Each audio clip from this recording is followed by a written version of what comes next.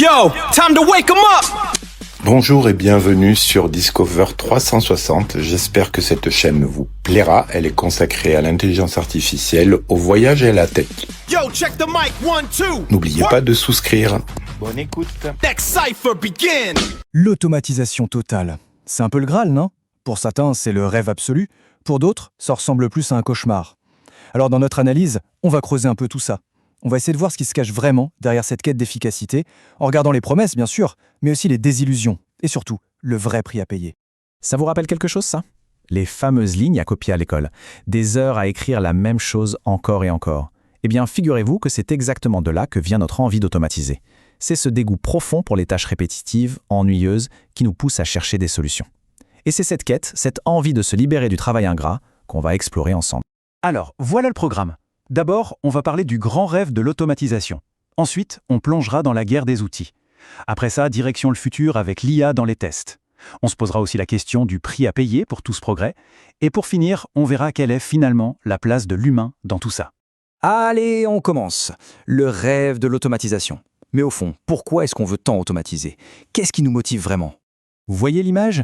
Le petit robot tondeuse qui fait tout le boulot dans le jardin pendant que tranquillement on sirote un verre en terrasse? Eh bien, c'est ça l'idée parfaite de l'automatisation. C'est une machine qui gère les tâches pénibles, répétitives, pour nous laisser le temps de nous concentrer sur des choses plus intéressantes. Et cette promesse, on la retrouve exactement de la même manière dans le monde du développement logiciel. Et attention, ce n'est pas juste un rêve lointain, c'est déjà bien réel. Prenez un pipeline DevOps moderne, comme celui-ci. Vous voyez cette petite étape, test? Eh bien, c'est là que la magie opère. C'est l'automatisation qui prend le relais pour vérifier que chaque nouvelle version est solide avant qu'elle n'arrive entre les mains des utilisateurs. Et les chiffres parlent d'eux-mêmes. 60%, c'est énorme. 60% de charge de travail en moins sur les tests de régression. Pour mettre ça en perspective, c'est un peu comme si votre semaine de 5 jours passait à 2. Imaginez tout le temps que ça libère. Du temps que les équipes peuvent enfin consacrer à des tâches plus complexes, plus créatives. Bref, là où l'humain est irremplaçable. Bon, évidemment, si c'était si simple, on ne serait pas là pour en parler. La route vers l'automatisation est, semée d'embûches. Et c'est là qu'on entre dans le vif du sujet. La grande bataille des outils. Le fameux débat entre la belle théorie et la dure réalité du terrain. Et dans cette bataille, il y a un nom qui revient tout le temps, Gherkin. Sur le papier, c'est génial. L'idée, c'est un langage qui ressemble à du langage naturel que tout le monde peut comprendre. Le but, que les chefs de projet, les gens du métier, puissent écrire des scénarios de test sans avoir besoin de savoir coder. Une belle promesse, non? Le problème, c'est que la promesse et la réalité sont deux choses très différentes. Au lieu de créer un pont, Gherkin devient souvent une charge de travail supplémentaire. Pour qui? Pour les développeurs, bien sûr. Ils se retrouvent à devoir non seulement écrire le code du test, mais aussi à traduire les phrases en Gherkin. Double boulot.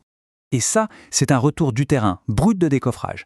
Au final, absolument personne en dehors de l'équipe de développement n'a jamais écrit le moindre test. Voilà, tout est dit. L'outil qui devait ouvrir les portes finit par construire un mur. Et parfois, la frustration est encore plus directe. Les développeurs doivent utiliser ce nouvel horrible framework. Brûlez-le par le feu, je dis. Quand on en arrive là, c'est que l'outil est devenu un véritable fardeau. C'est la preuve qu'une bonne idée, si elle est mal exécutée, peut devenir un vrai cauchemar. Ok, donc les outils traditionnels, on a vu, c'est compliqué. Mais une nouvelle vague arrive, une nouvelle promesse qui pourrait tout changer. L'intelligence artificielle. La question qu'on se pose tous, c'est est-ce que l'IA va enfin réussir là où les autres ont échoué? Parce que l'IA, ce n'est pas juste un script qui tourne en boucle. L'IA, elle apprend, elle prédit, elle crée. Elle peut analyser des tonnes de données pour éliminer les faux positifs, elle peut prédire où les prochains bugs vont apparaître et elle peut même générer des scripts de test toute seule, juste en regardant comment les gens utilisent l'application. On change complètement de dimension. Par exemple, voilà comment une IA peut travailler. Elle prend toutes les données d'utilisation brutes et elle commence à regrouper les comportements qui se ressemblent. Elle identifie des schémas, des parcours types. Au final, elle dessine une carte très précise de la façon dont l'application est vraiment utilisée au quotidien. Et ça va encore plus loin. On peut imaginer ça comme une carte météo des bugs. En analysant le passé, l'IA devient capable de dire « Attention, c'est dans cette partie du code, à cet endroit précis, que le prochain gros bug a le plus de chances d'apparaître. » Et pour les équipes, c'est de l'or. Ça leur permet de concentrer leurs efforts là où ça compte vraiment. Bon, toute cette puissance, c'est fascinant. Mais, il y a un mais, et il est de taille. Cette puissance a un prix. Il est temps maintenant d'aborder la face cachée de l'IA. Les risques, les questions éthiques, les défis que cette technologie soulève. Comme le dit cette citation, « Ce que je crains, c'est la bêtise humaine qui laisserait ce nouveau Deus ex machina sans limite, sans contrôle, sans surveillance. » Ça résume tout. Le vrai danger, ce n'est peut-être pas l'IA elle-même, mais nous. notre tendance à lui faire une confiance aveugle, à la laisser faire sans supervision. C'est un principe de base, le fameux garbage in, garbage out. Si vous donnez des données pourries à une IA, elle vous sortira des résultats pourris. C'est logique. C'est comme si vous demandiez à un grand chef de préparer un plat magnifique avec des ingrédients périmés. Pour l'IA, c'est pareil. La qualité des données d'entraînement est absolument cruciale. Et ça nous amène à une question vertigineuse. Quand un algorithme super complexe fait une erreur monumentale, qui est le responsable? Le développeur qui l'a créé? L'entreprise qui l'utilise? La machine elle-même? Pour l'instant, personne n'a vraiment la réponse, et ça nous force à repenser complètement nos idées sur la responsabilité.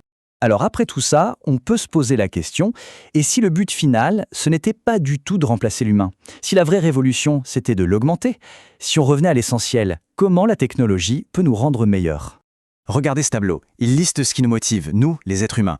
Le sentiment de contribuer à quelque chose de grand, la fierté d'accomplir une tâche difficile, la liberté de créer. Tout ça, ce sont des choses qu'un robot ne ressentira jamais. Et c'est là que l'automatisation devient géniale. En nous débarrassant du travail de robot, elle nous donne enfin l'espace pour nous concentrer sur ce qui nous motive vraiment. Alors, la question finale, c'est celle-ci. Maintenant que les machines s'occupent des tâches répétitives, quelle est la nouvelle frontière pour l'esprit humain? En déléguant le travail fastidieux, on s'ouvre un champ des possibles immense.